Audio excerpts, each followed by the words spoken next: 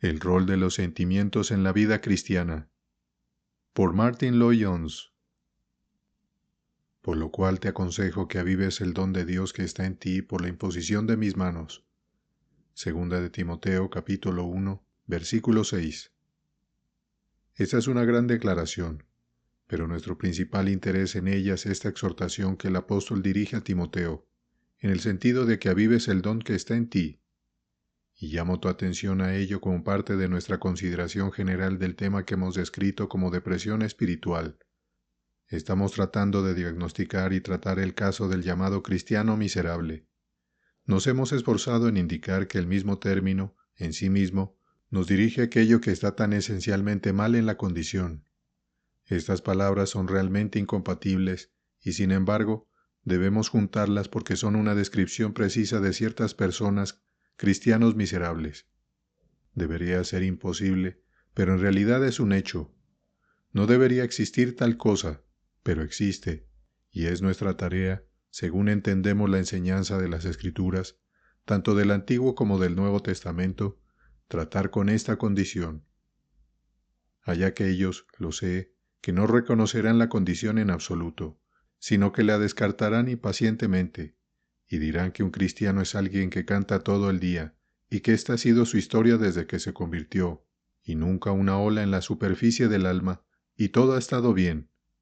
Como no reconocerán la condición en absoluto, tienen serias dudas sobre aquellos que están dados a la depresión, e incluso dudan si tales personas son cristianas en absoluto. Hemos mostrado repetidamente que las Escrituras son mucho más amables con tales amigos, y claramente conceden mediante su enseñanza que es posible que un cristiano esté deprimido. No es que justifique esto, pero si reconocen el hecho, y es la tarea de cualquiera que esté preocupado por la nutrición y el cuidado del alma, entender tales casos y aplicarles el remedio que Dios ha provisto tan libremente en las palabras de la Escritura. Ya hemos considerado muchas causas de esta condición y seguimos adelante. Son casi infinitas, porque estamos enfrentados, como les he recordado, a un adversario muy sutil y poderoso que nos conoce tan bien, mucho mejor que nosotros mismos, y su único gran objetivo y esfuerzo es restar gloria a Dios y al Señor Jesucristo. Ahora, no hay una manera más efectiva en la que pueda hacer eso que haciendo que los cristianos estén miserables y deprimidos, porque, nos guste o no, el hecho es que el mundo todavía juzga a Dios y al Señor Jesucristo por lo que ven nosotros, y no podemos culparlos por eso. Hacemos ciertas afirmaciones. La misma designación de cristiano que aplicamos a nosotros mismos es una afirmación y un desafío, y el mundo tiene derecho a mirarnos. Están haciendo una gran afirmación, dice el mundo, y luego, al mirarnos, dice, ¿eso es el cristianismo? ¿Eso es a lo que nos están invitando? No puede haber ninguna duda, y seamos claros en esto, que lo que sobre todo explica el hecho de que las masas de las personas estén fuera de la iglesia cristiana hoy es la condición de aquellos de nosotros que estamos dentro de la iglesia. Lee la historia de cualquier avivamiento que haya tenido lugar y encontrarás que el comienzo siempre es el mismo. Un hombre, o a veces un grupo de personas, de repente se vuelve consciente de la verdadera vida cristiana, y otros comienzan a prestarles atención. El mundo exterior se agita y comienza a prestar atención. El avivamiento siempre comienza en la iglesia, y el mundo exterior, al verlo, comienza a prestar atención. Por eso nuestra condición como creyentes es tan importante. Hemos considerado la manera en que el diablo nos hace concentrarnos en el pasado, algún pecado que hemos cometido, el tiempo que hemos perdido, cómo lamentamos todo eso y estamos miserables en el presente porque estamos preocupados por el pasado. Y hemos visto cómo si eso no funciona, cambia sus tácticas por completo y trata de deprimirnos en el presente llenándonos de miedos y presagios sobre el futuro. Ahora pasamos a otro tema, muy estrechamente relacionado, por supuesto, y muy estrechamente asociado con estos miedos y aprensiones con respecto al futuro. Este tema está indicado en este sexto versículo y concierne a todo el problema de los sentimientos. Los sentimientos en la vida cristiana. Quizás no haya nada tan frecuentemente encontrado como causa de depresión espiritual e infelicidad en la vida cristiana como este mismo problema de los sentimientos. ¿Dónde encajan y qué deberían ser? La gente está constantemente preocupada por este asunto, y estoy seguro de que todos los que alguna vez han estado comprometidos en el trabajo pastoral estarán de acuerdo en que no hay ningún tema en particular que lleve más a la gente a menudo al pastor como este mismo problema de los sentimientos. Ahora, eso es muy natural, porque después de todo, todos deseamos ser felices. Eso es algo que es innato en la naturaleza humana. Nadie quiere estar miserable. Aunque soy consciente del hecho de que hay personas que parecen disfrutar estando miserables y algunas que parecen encontrar su felicidad en ser infelices. Considero que gran parte de mi vocación en el ministerio es enfatizar la prioridad de la mente y el intelecto en relación con la fe, pero aunque mantengo eso, estoy igualmente dispuesto a afirmar que los sentimientos, las emociones, las sensibilidades son obviamente de vital importancia. Hemos sido hechos de tal manera que juegan un papel dominante en nuestra constitución. De hecho, supongo que uno de los mayores problemas en nuestra vida en este mundo, no solo para los cristianos, sino para todas las personas, es el manejo adecuado de nuestros sentimientos y emociones. Oh, el caos que se produce y la tragedia, la miseria y la desdicha que se encuentran en el mundo simplemente porque las personas no saben cómo manejar sus propios sentimientos. El ser humano está constituido de tal manera que los sentimientos ocupan una posición muy prominente, y de hecho, hay un buen argumento para decir que quizás lo último que la regeneración y el nuevo nacimiento hacen por nosotros es simplemente poner la mente, las emociones y la voluntad en sus posiciones correctas. Procederemos a considerar eso mientras analizamos este tema. Obviamente es un tema muy grande, que nadie puede tratar brevemente, pero es importante que tengamos una visión integral del tema. Hay un punto preliminar aquí que, al menos para mí, es de interés. Es, como sugería al principio, que hay una relación curiosa entre este problema particular y ese otro problema de estar nervioso y asustado del futuro. Estas cosas tienden a ir juntas, por lo que no es sorprendente que las dos cosas se encuentren en este mismo capítulo. Timoteo, obviamente, era una persona naturalmente nerviosa, pero igualmente era una persona dada a la depresión, y las dos cosas a menudo se encuentran en el mismo tipo de persona. Una vez más, por lo tanto, debemos indicar que hay ciertas personas que son más propensas a la depresión en un sentido natural que otras. Permítame también subrayar nuevamente y reafirmar esta declaración vital en relación con toda esta consideración, que aunque seamos convertidos y regenerados, nuestra personalidad fundamental no cambia. El resultado es que la persona que está más dada a la depresión que otra persona antes de la conversión, aún tendrá que luchar contra eso después de la conversión. Todos tenemos ciertos problemas comunes en la vida cristiana, pero también tenemos problemas especiales. Variamos en nuestros dones, no todos tenemos los mismos talentos, y es exactamente lo mismo en cuanto a nuestras dificultades. El corazón conoce la amargura de su alma, y cada hombre tiene su propia carga que llevar. Todos tenemos algo que es particularmente difícil para nosotros, y generalmente es algo que pertenece al ámbito de nuestro temperamento o constitución natural. Entonces, la persona que naturalmente está dada a la introspección y la morbosidad y la depresión, aún deberá tener eso en cuenta en la vida cristiana. El peligro para tal persona será deprimirse, y particularmente en relación con esta cuestión de los sentimientos. Me parece, por lo tanto, que lo más provechoso es ver este tema de manera general, y tal vez volver a lo particular más adelante. Por lo tanto, hagamos una serie de declaraciones generales sobre los sentimientos y sobre su lugar en la vida cristiana. Una de las primeras preguntas que enfrentaremos es esta: ¿dónde encajan los sentimientos? ¿Cuál es su lugar? ¿Cuál debería ser su posición en la experiencia cristiana? Les presento una serie de declaraciones generales en este sentido. En primer lugar, y ante todo, obviamente, en una experiencia verdaderamente cristiana, los sentimientos deben estar comprometidos. Están destinados a estar involucrados. Vimos eso cuando consideramos esa gran declaración que Pablo hizo a los romanos en el capítulo 6 y el versículo 17. Todo el énfasis allí es que el Evangelio de Jesucristo es tan grande y glorioso que abarca a todo el hombre, y no solo una parte del hombre. Todo lo que quiero indicar ahora, por lo tanto, es que nuestros sentimientos, así como nuestras mentes y nuestra voluntad, deben estar activamente comprometidos. Si tú y yo nunca hemos sido conmovidos por nuestros sentimientos, bueno, es mejor que examinemos los fundamentos nuevamente.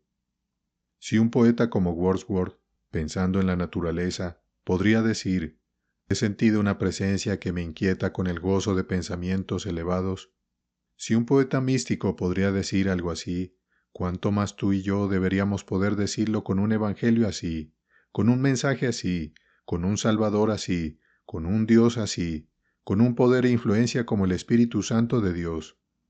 No puedes leer tu Nuevo Testamento sin ver de un vistazo que el gozo está destinado a ser una parte esencial de la experiencia cristiana. Una de las cosas más sorprendentes que hace la conversión es sacarnos de un pozo horrible, del lodo cenagoso y poner nuestros pies sobre la roca, afirmar nuestros pasos y poner un cántico nuevo en nuestra boca. Los sentimientos están destinados a estar comprometidos, y cuando el Evangelio nos llega, involucra a todo el hombre. Mueve su mente cuando ve sus verdades gloriosas, mueve su corazón de la misma manera, y mueve su voluntad. La segunda declaración que quiero hacer es esta, y estos son puntos muy simples y elementales, pero a menudo tenemos problemas porque los olvidamos.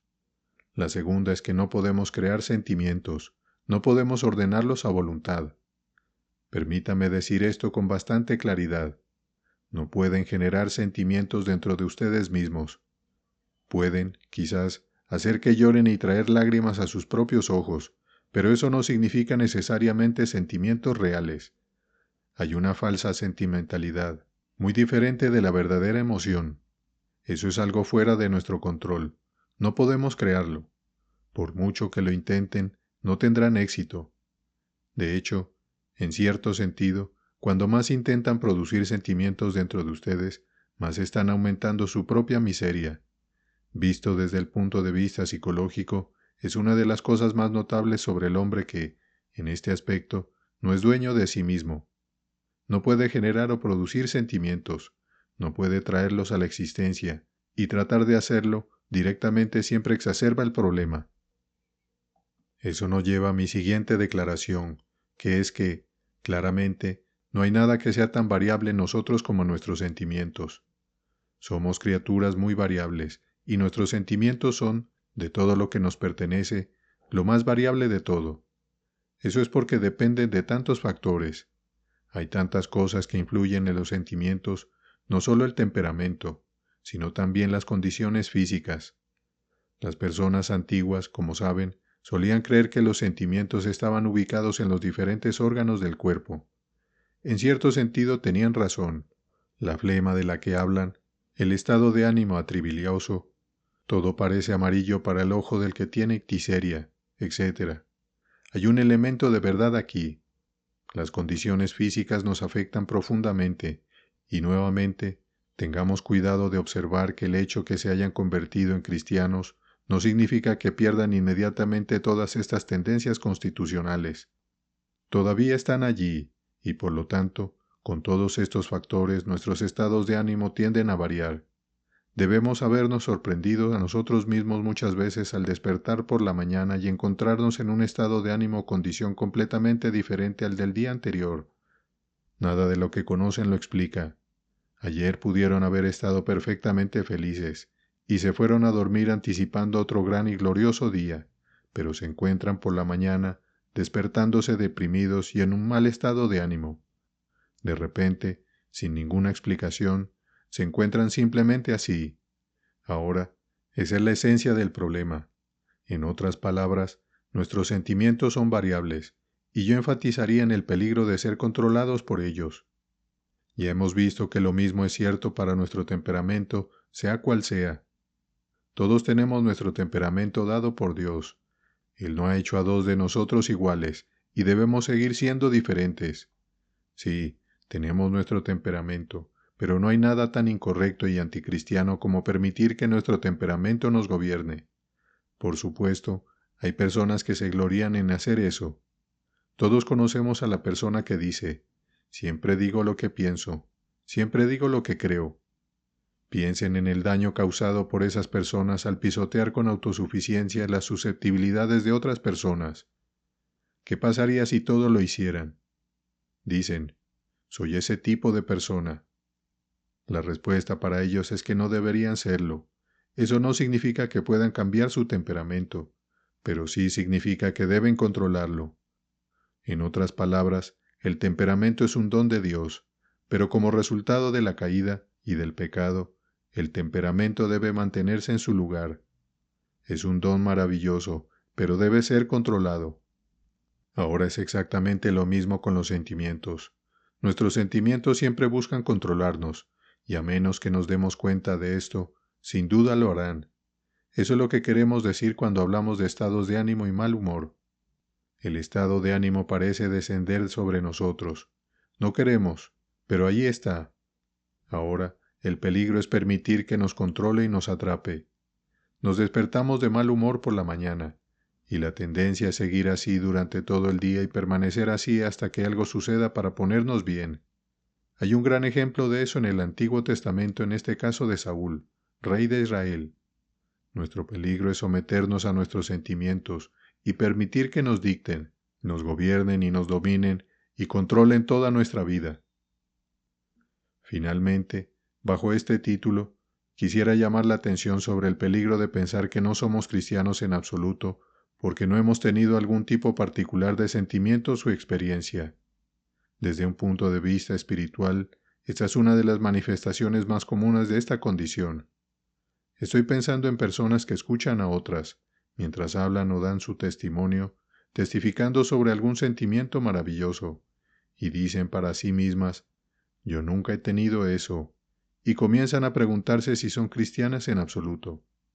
Permítame repetir lo que ya he dicho. Los sentimientos deben estar comprometidos en el verdadero cristianismo, pero el mero hecho de que hayamos tenido ciertos sentimientos particulares no significa necesariamente que no seamos cristianos. Los sentimientos son esenciales, pero si postulamos ciertos sentimientos particulares como esenciales, muy bien podríamos convertirnos en víctimas del diablo y pasar toda nuestra vida en infelicidad y estados en bajíos y miserias, aunque todo el tiempo seamos verdaderamente cristianos. Este es para mí un tema fascinante, pero debo evitar la tentación de permitirme ser arrastrado a una digresión. No hay duda, sin embargo, de que este punto particular no solo plantea la cuestión del temperamento, sino también de la nacionalidad. No hay duda de que hay ciertos tipos nacionales que están más inclinados a puntos de vidas particulares de la vida. Hay ciertas personas en la fe cristiana, y generalmente pertenecen a las razas celtas, algunas de las cuales llegarían al extremo de decir que es incorrecto que un cristiano sea demasiado feliz. Tienen tanto miedo de los sentimientos que están casi dispuestos a decir que los sentimientos de felicidad y alegría son casi seguramente debidos a algo que es falso. Ese tipo de cosa no se limita solo a razas, también es característico de ciertas denominaciones. Hubo un sermón predicado por J. C. Philpott, uno de los fundadores de los bautistas estrictos, con este título, El Hijo de la Luz caminando en la oscuridad y el Hijo de la Oscuridad caminando en la luz, basado en los dos últimos versículos del capítulo 50 del profeta Isaías. En el sermón, sostuvo que puedes encender sentimientos falsos, que puedes desarrollar un tipo maravilloso de fuego y experiencia, pero que no durará. El verdadero Hijo de Dios, dice, porque se da cuenta de la plaga de su propio corazón y de su propia pecaminosidad, camina por un mundo de manera pesada y laboriosa, consciente de su pecado y de la grandeza y majestad de Dios. Ahora bien, tengo gran simpatía por su énfasis principal, pero sugiero que ese sermón, ese gran y piadoso predicador fue demasiado lejos, porque la impresión final que nos deja es que si eres feliz, probablemente hay algo mal contigo y no eres cristiano en absoluto. Eso es ir demasiado lejos. Sin duda hay personas que piensan que son cristianas, cuya experiencia es ciertamente psicológica más que espiritual. La felicidad frívola y despreocupada no es la alegría cristiana, pero eso no debe llevarnos a decir que la alegría no es cristiana. Bueno, ¿qué nos dicen las Escrituras sobre todo esto? ¿Cómo deberíamos lidiar con este problema de los sentimientos? Propondré una serie de sugerencias. La primera es muy práctica. Simplemente es esto. Si en este momento estás deprimido, debes asegurarte de que no haya una causa obvia para la ausencia de sentimientos de alegría. Por ejemplo, si eres culpable de pecado, vas a estar miserable. El camino de los transgresores es duro. Si rompes las leyes de Dios y violas sus reglas, no serás feliz. Si piensas que puedes ser cristiano y ejercer tu propia voluntad y seguir tus propios gustos y aversiones, tu vida cristiana será miserable. No hay necesidad de argumentar sobre esto. Sigue como la noche al día, que si estás albergando algún pecado favorito, si estás aferrándote a algo que el Espíritu Santo está condenando a través de tu conciencia, no serás feliz. Y solo hay una cosa que hacer: confesarlo, reconocerlo, arrepentirse, ir a Dios de inmediato y confesar tu pecado, abrir tu corazón, desnudar tu alma, contarle todo, no ocultar nada, y luego creer que, porque lo has hecho, Él te perdonará. Si confesamos nuestros pecados, Él es fiel y justo para perdonar nuestros pecados y limpiarnos de toda maldad. Si el pecado no confesado es la causa de tu infelicidad, estaría perdiendo mi tiempo y el tuyo al continuar con mi lista de otras causas. ¿Cuántos están atrapados en este punto? Seamos perfectamente claros al respecto. Deja que tu conciencia te hable. Escucha la voz de Dios mientras habla a través del Espíritu que está dentro de ti, y si Él está señalando algo, deshazte de ello. No puedes esperar resolver este problema mientras estés albergando algún pecado. Pero dando eso por sentado y asumiendo que no es la causa, lo siguiente que diría es esto: evita el error de concentrarte demasiado en tus sentimientos. Sobre todo, evita el terrible error de hacerlos centrales. Nunca me canso de repetir esto porque encuentro con frecuencia que esta es una causa de tropiezo. Los sentimientos nunca deben ocupar el primer lugar, nunca deben ser centrales. Si los pones allí, necesariamente estarás condenado a ser infeliz, porque no estás siguiendo el orden que Dios mismo ha ordenado. Los sentimientos son siempre el resultado de otra cosa, y cómo alguien que haya leído alguna vez la Biblia puede caer en ese error particular escapa a mi comprensión. El salmista lo ha expresado en el Salmo 34. Él dice: «Gustad y ved qué bueno es Jehová». Nunca verás hasta que hayas probado, no lo sabrás, no lo sentirás hasta que hayas intentado. Gustad y ved, sigue como la noche al día. Ver antes de degustar es imposible. Eso es algo que se enfatiza constantemente en todas partes en las Escrituras. Después de todo, lo que tenemos en la Biblia es verdad. No es un estímulo emocional, no es algo primordialmente preocupado por darnos una experiencia alegre. Es principalmente verdad, y la verdad se dirige a la mente, el don supremo de Dios al hombre, y es a medida que comprendemos y nos sometemos a la verdad que los sentimientos siguen. Nunca debo preguntarme en primer lugar qué siento acerca de esto. La primera pregunta es: ¿lo creo? ¿Lo acepto? ¿Me ha cautivado? Muy bien, eso es lo que considero quizás la regla más importante de todas, que no debemos concentrarnos demasiado en nuestros sentimientos. No pases demasiado tiempo sintiendo tu propio pulso, tomando tu propia temperatura espiritual. No pases demasiado tiempo analizando tus sentimientos. Ese es el camino directo hacia la morbosidad. Todo este asunto es muy sutil, y la sutileza a menudo se presenta de esta manera. Lees las vidas de los grandes santos de todos los siglos y encontrarás que todos han enfatizado la importancia de la autoexaminación. Independientemente de la visión particular de la teología que hayan sostenido, todos coinciden en este punto. Instan a que nos examinemos a nosotros mismos, que escudriñemos nuestros propios corazones. Ahora bien, el hecho mismo de que lo hayan hecho ha significado que, natural e inevitablemente, nosotros también tenemos que observar nuestros sentimientos. Quieren asegurarse de que no seamos meros intelectualistas interesados en discutir sobre teología. Quieren asegurarse de que no seamos moralistas interesados solo en un código de moral. Pero la tendencia siempre es que al seguirlos damos demasiada importancia a los sentimientos. El santo Henry Martyn fue seguramente un ejemplo de esto, pero quizás el ejemplo clásico fue un hombre que vivió en Estados Unidos en el siglo XVII, cuyo nombre era Thomas Shepard. Es un ejemplo perfecto de un hombre que se hacía miserable. Fue del corazón de Inglaterra a Estados Unidos, y fue uno de los mayores santos que jamás haya pisado la faz de la tierra, y el autor de libros tan grandes como La parábola de las 10 vírgenes. Ese pobre hombre estaba constantemente deprimido por su gran preocupación por sus sentimientos, y el peligro de sentimientos falsos se hacía miserable. Entonces, el siguiente punto que haría es este, que debemos reconocer que hay toda la diferencia en el mundo entre regocijarse y sentirse feliz. Las Escrituras nos dicen que siempre debemos regocijarnos. Toma la epístola lírica de Pablo a los Filipenses donde dice, regocijaos en el Señor siempre. Otra vez digo, regocijaos. Sigue diciendo esto. Regocijarse es un mandamiento, sí, pero hay toda la diferencia en el mundo entre regocijarse y estar feliz. No puedes hacerte feliz, pero puedes hacerte regocijar en el sentido de que siempre te regocijarás en el Señor. La felicidad es algo dentro de nosotros mismos. El regocijo es en el Señor. Qué importante es entonces hacer la distinción entre regocijarse en el Señor y sentirse feliz. Toma el capítulo 4 de la segunda epístola a los Corintios. Allí encontrarás que el gran apóstol lo expone todo de manera muy sencilla y clara en esa serie de extraordinarios contrastes que hace. Estamos atribulados en todo, mas no angustiados, en apuros, mas no desesperados, perseguidos, mas no desamparados, derribados, pero no destruidos, y así sucesivamente. En otras palabras, el apóstol no sugiere una especie de persona feliz en un sentido carnal, pero aún se estaba regocijando. Esa es la diferencia entre las dos condiciones. Eso me lleva al punto práctico que es lo más importante en este sentido, es saber cómo avivarnos. Esa es la esencia de este asunto.